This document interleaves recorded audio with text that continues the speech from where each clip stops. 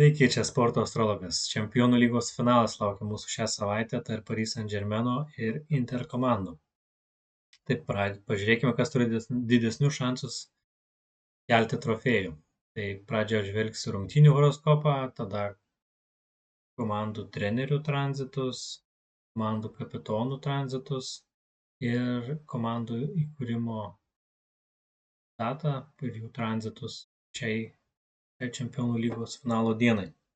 Tai pradėkime nuo rungtynių horoskopo. Paris Saint-Germainas laikomas favoritu, tai jam priklauso pirmas būstas Šaulyje.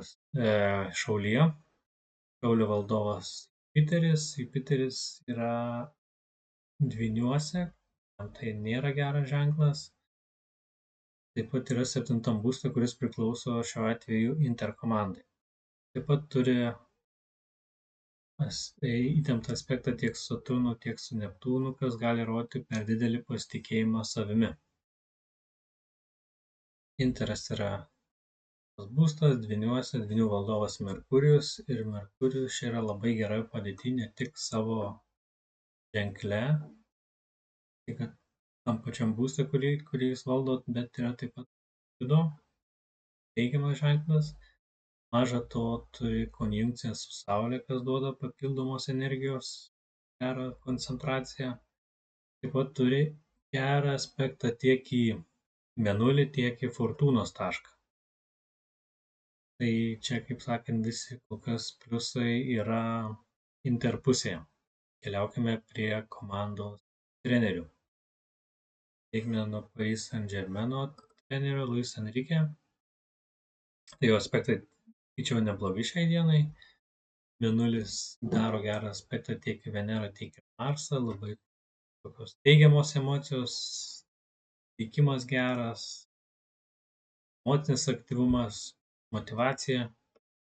Taip pat Merkurijus daro konjunkciją tiek su Venera, tiek su Marsu, taip gali rodyti gerą taktinį pasiruošimą, gerą strategiją,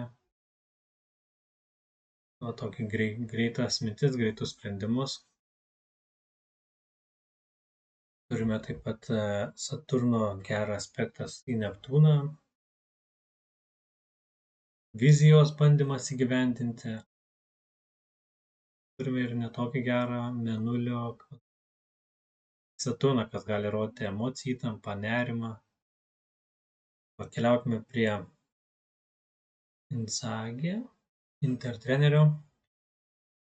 Pas jį turime Saulės trina į Plutoną, tai labai geras aspektas, tai vidinė jėga, valios koncentracija, labai geras aspektas, kai reikia pademonstruoti, gali ir autoritetą. Tai.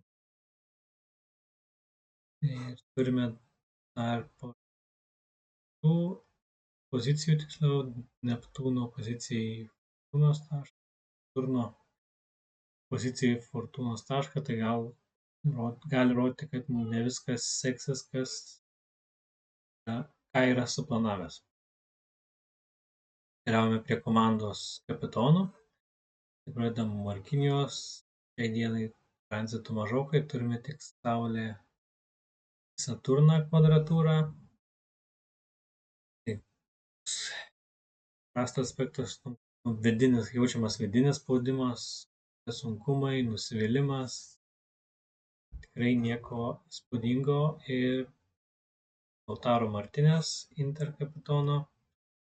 Daug teigiamų aspektų, gal tik porai skirsiu, kurie mano nuomonė yra svarbesni. Tai turime Marso trina į Saturną puikus, labai teigiamą aspektą, kuris rodo drausmę, atkaklumą, fizinį ištvermę.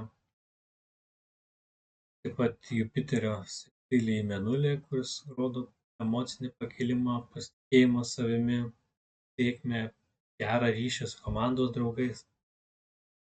Tai Martinės aspektai žymiai geresni nei Markinijos. Galime keliauti prie įkūrimo datų ir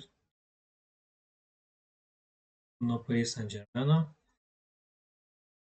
Bent jau iš tų atvejų, kai abu kartus Paris Saint-Germainas laimėjo tarptautinį titulą, tai buvo net 96 ir 2001. Abu kartus labai gerai buvo spektuoti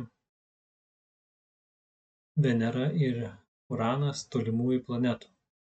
Ir šiuo atveju irgi tą turime. Plutonas aspektuoja Venerą. Nežinau, ar tai jau galime laikyti jam didelę pagalbą, nes šitas aspektas dar yra tik artėjantis ir bus tikslus iki kitų metų vasarį. Yra kažkokios nuorodos, bet ar jau šiais metais galima skelbti juos čempionais, dar nesu toks tikras. Keliaukime prie Inter komandos. Pas Interą visus kartus, kai jie laimėjo,